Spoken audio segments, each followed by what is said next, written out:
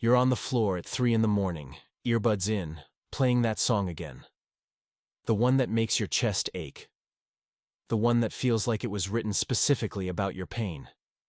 And you play it on repeat, letting the sadness wash over you like waves, even though everyone says you should listen to something upbeat, something that makes you feel better. But here's what they don't understand. You're not listening to sad music because you want to feel worse. You're listening because finally, someone gets it.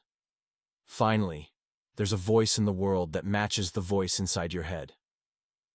The melody becomes a container for everything you can't say out loud, and for those 4 minutes, you're not alone in your sadness anymore. Someone else has felt this. Someone else survived it enough to turn it into art, and maybe, just maybe, you will too. What you don't realize in that moment is that your brain is doing something extraordinary. It's not wallowing, it's healing. Because when you listen to sad music during sad times, you're actually engaging in one of the most sophisticated emotional regulation mechanisms humans have. You're giving your pain a shape, a rhythm, a beginning and an end. You're telling your nervous system that this feeling, as overwhelming as it is, can be contained in a song. And if it can be contained, it can be survived. The research shows something beautiful. People who listen to sad music when they're going through hard times aren't prolonging their suffering. They're actually moving through it faster. Because sad music creates what psychologists call emotional resonance. It validates what you're feeling without trying to fix it, change it, or make it smaller than it is. It says your sadness matters. Your heartbreak is real. Your grief deserves to be witnessed. And in a world that constantly tells you to be positive, to move on, to get over it, that validation is medicine. Your brain releases prolactin when you listen to sad music, the same hormone that helps you cope with loss and grief. It's literally soothing you from the inside out. So the next time someone tells you to stop listening to sad songs when you're sad, you can tell them you're actually doing advanced emotional processing work that most people avoid their entire lives. But let me tell you about something else you do that people think is weird but is actually brilliant. You turn on a show or a movie, and you immediately turn on the subtitles even though you can hear the dialogue perfectly fine. Your friends look at you like you're strange. Your family keeps asking why you need them when there's nothing wrong with your hearing. And maybe you've even asked yourself why you can't just watch something the normal way without reading along. But here's what's actually happening in your brain when you do this. And it's going to make you feel so much better about what you thought was just an odd habit. People who read subtitles while watching shows are giving their brains exactly what they crave in our chaotic, overstimulating world. Certainty, control, complete information. When you read subtitles, you're processing language through 2 channels simultaneously, visual and auditory. And this redundancy makes your brain feel secure. You're not going to miss a crucial piece of dialogue. You're not going to have to rewind because you didn't catch what someone said. You're not going to spend the next 10 minutes of the show distracted because you're trying to figure out what that one line was. For people with anxiety, and let's be honest, that's most of us now, subtitles are a necessity, not a preference. They quiet that part of your brain that's constantly scanning for threats, for things you might miss, for information you need to stay safe. And here's something that's going to blow your mind. Studies show that people who regularly use subtitles have measurably better reading comprehension, significantly larger vocabularies, improved spelling, and enhanced focus compared to people who don't. Your brain is literally getting stronger while you're relaxing and watching television. What you thought was a weird quirk is actually cognitive training. You're teaching your mind to integrate multiple streams of information at once, and that skill transfers to everything else you do in life. When you're in a meeting, you're better at reading body language while processing what people are saying. When you're learning something new, you absorb information faster because you're used to synthesizing visual and auditory data. People who read subtitles aren't weird or broken or overly anxious. They're adapting brilliantly to a world that bombards them with information from every direction, and they're building cognitive skills that give them an actual advantage. Now let me ask you something, and I want you to be completely honest with yourself, even if the answer makes you uncomfortable. When was the last time you gossiped about someone? When was the last time you talked about another person who wasn't in the room? Shared something you heard? Analyzed someone's behavior with a friend? Speculated about someone's relationship or life choices? And the moment you remember it, you probably feel a wave of guilt, because you've been taught that gossip is bad, that good people don't talk about others behind their backs, that if you engage in gossip, you're shallow or mean or untrustworthy. But let me tell you what the actual psychology of gossip reveals, and it's going to completely change how you see this supposedly terrible behavior. People are most likely to gossip when they're feeling uncertain or anxious about their social position, when you're in a new environment and you don't understand the social dynamics yet, when relationships in your friend group are shifting and you're trying to figure out where you stand, when you're worried about being judged or excluded or left out. That's when gossip becomes most appealing. And here's why. Gossip is information gathering. It's social mapping. It's your brain's way of trying to understand the complex invisible rules that govern every human group, so you can navigate safely and avoid making mistakes that could get you rejected. Think about when gossip actually happens. You start a new job, and within the first week someone's telling you about office dynamics, who to watch out for, who's sleeping with who got fired for what. You're not being mean. You're learning how to survive in this new social ecosystem. Or you're in a friend group and two people start dating, and suddenly everyone's talking about it, analyzing it, predicting what will happen. You're not being nosy. You're trying to understand how this change affects the entire group structure and where you fit in it. Here's something that might shock you. Gossip serves a crucial evolutionary function that kept our ancestors alive. Humans survived by living in groups, and groups only work when there's cooperation and trust. The people who paid attention to social information, who knew who was cheating or lying or stealing or breaking the rules, who shared that information with others to protect the group, those were the people who thrived. Gossip was the original social media, the way communities maintained standards and protected vulnerable members and warned each other about dangerous people. You are not a bad person for gossiping.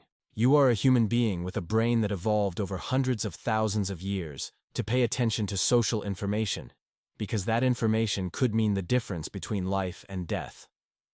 But here's where it gets nuanced. Not all gossip is the same.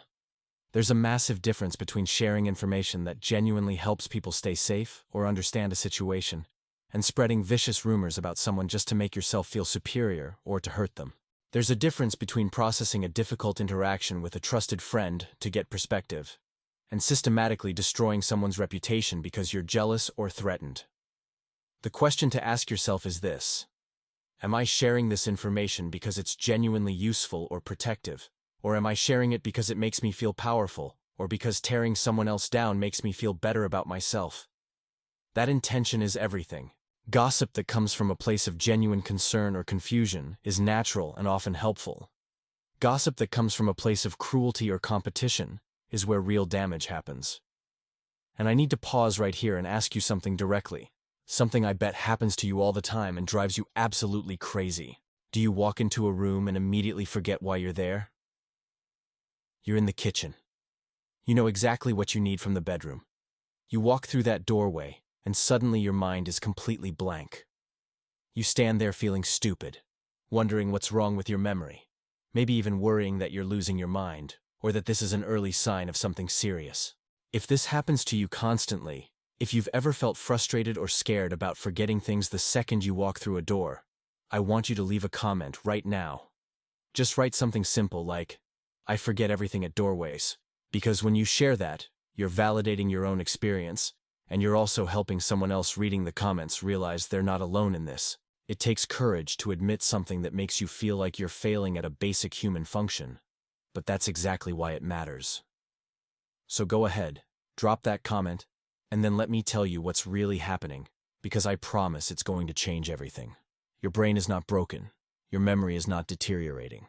You are experiencing something that neuroscientists call the doorway effect, and it happens to literally everyone because it's a feature of how human memory works, not a bug. Here's what researchers discovered. When you walk from one room to another, your brain interprets that physical boundary as a signal to compartmentalize information. It takes everything that was relevant in the previous space and files it away to make room for new information in the new space.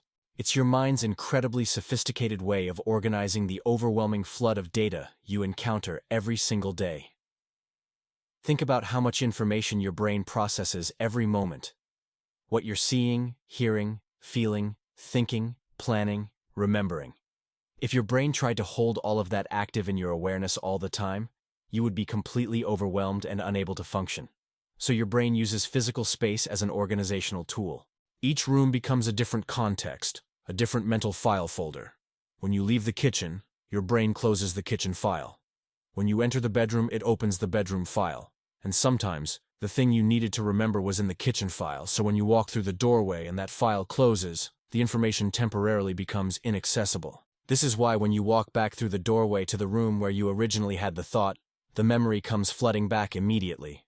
You've returned to the context where that information was stored, so your brain reopens that file, and there it is.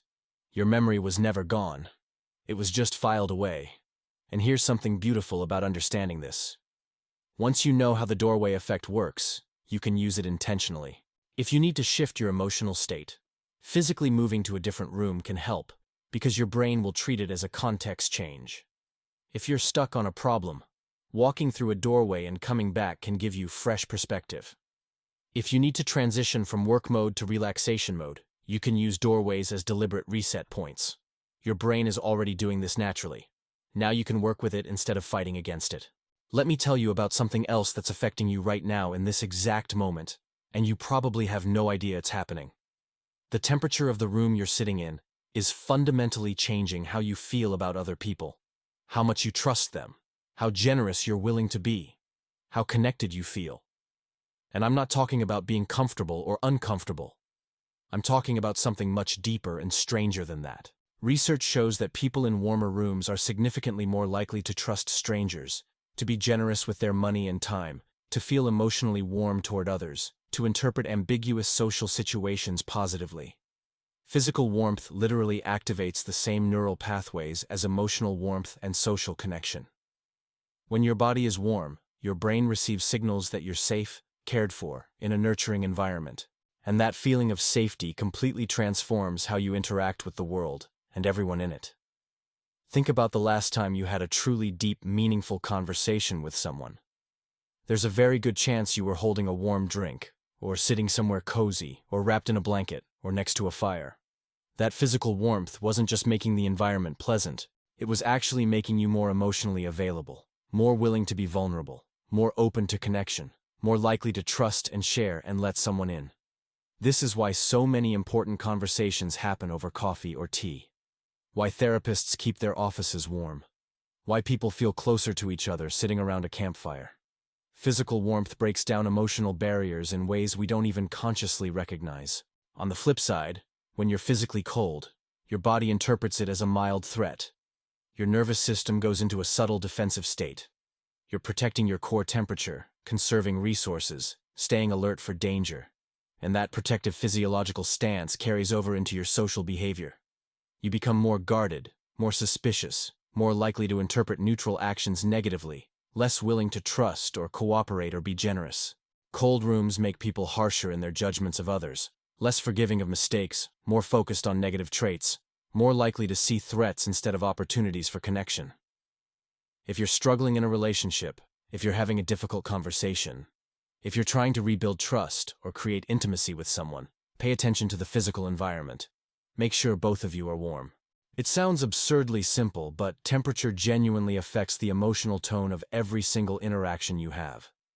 Your brain doesn't distinguish between physical warmth and emotional warmth because for most of human history, they were the same thing. Warmth meant fire, shelter, other people, safety, care. Cold meant isolation, danger, lack of resources. Those associations are still hardwired into your nervous system, still influencing how you feel and behave in ways you never consciously notice. Now let me tell you something about sleep that's going to change your entire life if you actually listen and apply it. You sleep better in cold rooms. Not just marginally better. Dramatically, significantly, life-changingly better. And this isn't about personal preference or what you grew up with or what feels cozy. This is about fundamental biology that applies to every human being. Your body absolutely must lower its core temperature to fall asleep and stay asleep. This is one of the most non-negotiable requirements of the entire sleep process. Your brain cannot initiate the sleep cycle unless your body temperature drops. When you try to sleep in a warm room, your body is fighting a losing battle. It's desperately trying to cool down so sleep can begin, but the environmental temperature keeps pulling your core temperature back up. So you toss and turn. You stick one leg out from under the blanket and then pull it back in. You flip your pillow to the cold side over and over. You throw off all the covers and then get cold and pull them back on. You wake up multiple times during the night without understanding why. And in the morning you feel absolutely exhausted even though you were in bed for 8 or 9 hours because you never got the deep restorative sleep your body needs.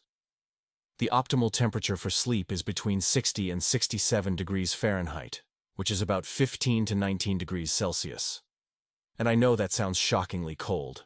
I know you're probably thinking there's absolutely no way you could sleep in a room that cold. But here's what you need to understand. You are not supposed to be warm when you sleep. You are supposed to be in a cold room buried under heavy blankets. That specific combination of cold air on your face and trapped warmth around your body creates the perfect environment for your core temperature to drop the way it needs to. When your body can properly regulate its temperature during sleep, everything changes. You fall asleep faster. You spend more time in deep sleep, which is when your brain consolidates memories and processes emotions. You spend more time in REM sleep, which is crucial for creativity and problem-solving and mental health. You wake up less during the night, and you wake up in the morning actually feeling rested instead of feeling like you got hit by a truck. Deep sleep is where all the magic happens. That's when your body repairs damaged tissue, when your immune system does its most critical work, when your brain clears out metabolic waste that builds up during the day, when your emotional regulation systems reset. When you don't get enough deep sleep, literally everything in your life suffers. Your mood becomes unstable, your focus disappears, your ability to handle stress evaporates, your physical health declines, your mental clarity vanishes. Every system in your body and brain depends on deep sleep, and you can't get deep sleep in a warm room. So if you've been struggling with sleep, before you spend money on supplements or medications, or fancy sleep tracking devices, or complicated sleep hygiene routines, try this one simple thing. Make your bedroom cold. Colder than feels comfortable when you first climb into bed. Open a window even in winter. Run a fan even if it's already cool. Get thick, heavy blankets that you can burrow under. Create that perfect temperature differential between the air and your cocoon. And give it at least a full week, because if you've been sleeping in warm rooms your entire life, your body needs time to adjust to what actual good sleep feels like. But once you make this change and stick with it, you will feel the difference in every single area of your life. Better sleep doesn't just mean you're less tired. It means you're more emotionally stable, more mentally sharp, more physically healthy, more resilient, more creative, more capable of actually living the life you want instead of just surviving day to day in a fog of exhaustion. And if you're still here, if you're absorbing all of this information and thinking about how it applies to your own life, if every one of these psychological facts is making something click into place in your mind, I need you to know that this is exactly what this channel is for. This is a space for people who want to understand the hidden mechanics of being human, who are tired of going through life confused about why they do the things they do, who want real answers based on actual psychology and neuroscience instead of surface-level advice. Every week, I create content that goes deep into human behavior, into how your brain works, into why you think and feel and act the way you do. And this isn't just information for the sake of information. This is knowledge you can actually use to change your life, to understand yourself better, to connect with other people more authentically, to make choices that actually serve you instead of working against you. If you want to keep exploring these topics with me, if you want to be part of a community that values depth and curiosity and real understanding, go ahead and subscribe to the channel and turn on the notification bell. This isn't just about watching videos. It's about being part of a group of people who are genuinely committed to growth and self-awareness and becoming the fullest version of themselves. So subscribe, turn on notifications, and let's keep going on this journey together. Now let me tell you about something that's going to shift how you see every interaction for the rest of your life. Here's a psychological truth that explains so much about why communication breaks down and why smart people with good intentions still manage to hurt each other constantly. People don't actually remember what you said to them. They remember how you made them feel. You can have the most brilliant insight, the most logical argument, the most helpful advice, and absolutely none of it will matter if the person felt judged or dismissed or misunderstood while you were delivering it. On the other hand, you can say something completely ordinary, even make mistakes in your communication, and it will land beautifully and be remembered forever if the person felt truly seen and valued and safe with you in that moment. This is why some people can give mediocre advice and everyone adores them, while other people can give perfect advice and everyone avoids them. It has nothing to do with the content of what they're saying. It has everything to do with the emotional experience of being around them. Do you feel better about yourself after talking to them, or worse? Do you feel more capable or more inadequate? Do you feel understood or lectured? Those feelings determine whether someone will seek you out or avoid you, trust you, or keep you at arm's length, open their heart to you, or build walls to protect themselves from you. So before you speak, especially in important conversations, ask yourself not just what you want to say, but how you want the other person to feel. Do you want them to feel supported or stupid, empowered or small, seen or judged? And then adjust everything: your tone, your word choice, your body language, your facial expressions, to create that feeling. This doesn't mean being fake or withholding hard truths. It means being intentional about delivering truth in a way that someone can actually hear and receive instead of just defending themselves against. The harshest truth delivered with genuine compassion and respect will land better than the gentlest truth delivered with condescension or judgment. And honestly, sometimes the most powerful thing you can do is not give advice at all. Just listen. Just hold space for someone's pain or confusion or fear without trying to fix it or solve it or make it go away. Let them feel completely heard and completely held, even when you don't have answers. That experience of being truly witnessed is more healing than any advice could ever be. So pay attention to how people feel around you. Notice who seeks you out and who doesn't. Notice who opens up to you and who stays guarded. That feedback is telling you something crucial about the emotional impact you're having on others. And that impact matters infinitely more than the words coming out of your mouth. And listen, if you've made it all the way to this point in the video, if this content is genuinely resonating with you, if you're finding value in going this deep into human psychology and behavior, I need you to do something for me right now. Leave a like on this video, because that like tells me that you want more content like this, that going beneath the surface actually matters to you, that you're not just here for quick, shallow entertainment, but for real understanding that can actually change how you move through the world. Your like is feedback that tells me to keep creating content with this level of depth and honesty, instead of chasing trends or making everything bite-sized and superficial. So if this video has given you even one insight that's worth remembering, hit that like button. And now, let me tell you one final thing that ties all of this together. Your brain is capable of profound change at any point in your life. For decades, scientists believed your brain was basically fixed by the time you reached adulthood, that the person you were by your mid-20s was essentially who you'd be forever. But modern neuroscience has completely demolished that belief. Your brain has something called neuroplasticity, which means it is constantly rewiring itself based on your experiences, your thoughts, your behaviors, your choices. Every single time you practice a new skill, your brain forms new neural connections. Every time you challenge an old belief, your brain weakens the pathways that supported that belief and strengthens new ones. Every time you choose a different response to a familiar trigger, you are literally reshaping the physical structure of your brain. This means no matter what you've been through, no matter what patterns you've developed, no matter how stuck you feel, you can change. Real change. Deep change. Fundamental change. It's not easy. It's not fast. Your brain has tremendous inertia, and it wants to keep doing what it's always done because that's efficient and familiar. Breaking old patterns and building new ones requires enormous sustained effort. But it is absolutely, completely, undeniably possible. You are not doomed to repeat your past forever.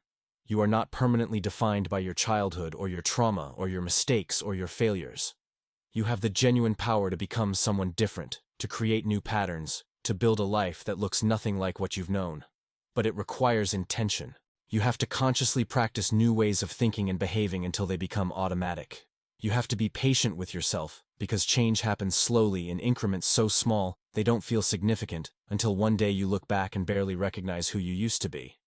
And most importantly, you have to believe change is possible, because your beliefs about your own capacity for transformation directly affect whether transformation actually happens. If you believe you're fundamentally broken, that people don't really change, that you're too damaged or too old or too far gone, you won't even try. But if you believe growth is real, that healing is possible, that you have agency over who you become. Then you'll keep showing up for yourself even when it's hard. And that consistent showing up, that daily choice to think differently and behave differently and be differently, that's what rewires your brain. That's what transforms your life. That's what takes you from feeling hopeless and stuck to feeling like you're finally becoming who you were always meant to be. And that's what I want for you. Not just to know these psychological facts, but to use them. To see yourself more clearly. To connect with others more deeply. To build a life that feels authentic and meaningful instead of like you're just going through the motions waiting for something to change. You deserve that life. And it's available to you starting right now.